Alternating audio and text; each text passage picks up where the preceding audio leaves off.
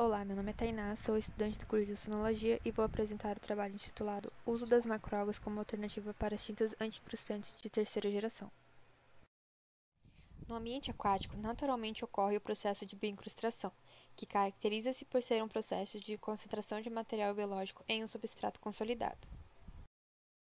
Esse substrato pode ser tanto de origem natural, como rochas, carapaças de organismos, quanto artificial, como os cascos de embarcações, piers e outras construções marítimas. E o material biológico é constituído de matéria viva, desde micro-organismos até macro-organismos, e matéria não viva, como detritos, compostos orgânicos e inorgânicos. A evolução da colonização, de forma direta ou indiretamente, dos diferentes tipos de substratos consolidados, tanto de origem natural quanto artificial, representa a situação ecológica dos organismos no processo de bioincrustação.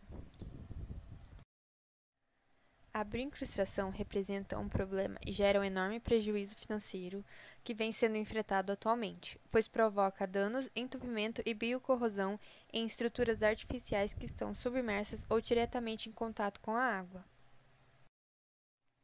Por exemplo, a bioincrustação nos cascos das embarcações acaba acarretando um aumento do peso e arrasto friccional que causa uma diminuição da velocidade de navegação e, consequentemente, torna-se necessário aumentar a força e o consumo de combustível para se manter a velocidade de navegação desejada. Em virtude disso, os cascos das embarcações são pintados com as tintas anti-incrustantes, para prevenir o desenvolvimento da fauna incrustante. O gradual banimento das tintas anti-incrustantes de segunda geração, à base do composto organoestônico pelo IMO, ocorreu devido a danos provocados aos organismos não alvos. Com isso, as tintas anti-incrustantes modernas, consideradas de terceira geração, começaram a ser utilizadas em 1987. E os principais biocidas encontrados nas tintas comercializadas são os óxidos de cobre e zinco. Entretanto, estudos mostram que essas tintas anti-incrustantes ainda geram impactos para os organismos aquáticos. Portanto, os produtos naturais produzidos a partir de metabólitos secundários são uma alternativa para a substituição das tintas anti-incrustantes de terceira geração. Muitas espécies de organismos sésseis apresentam uma defesa química contra o processo de bioincrustação, através da produção de metabólitos secundários, como é o caso das esponjas e macroalgas, sendo considerada essa defesa química uma resposta evolutiva a este problema.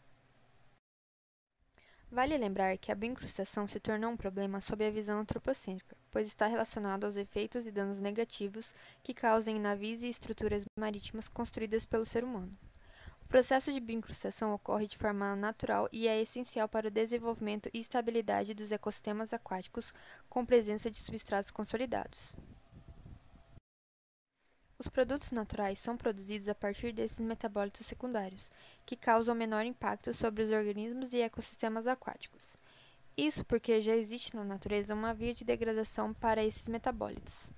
No geral, esses produtos naturais atuam não pela toxicidade, mas pela repelência dos organismos incrustantes. Atualmente, já se sabe que as macroalgas produzem até 3.600 metabólitos secundários, mas ainda não se conhece a função da grande maioria deles. Estudos realizados no Brasil mostraram resultados otimistas da utilização da macroalga vermelha Laurensio obtusa, que levou ao patenteamento da substância ativa elatol com o potencial de anti-incrustante.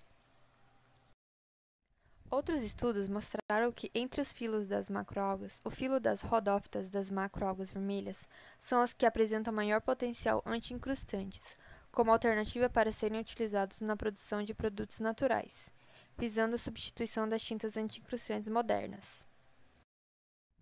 Em contrapartida, apesar das macroalgas vermelhas possuírem uma maior diversidade de espécies, elas possuem uma menor biomassa em comparação com as macroalgas pardas. E caso não se desenvolvam técnicas e métodos de cultivos para as espécies que apresentem este potencial anti-incrustante, a sua explotação poderá gerar um impacto negativo nas populações dos ambientes naturais.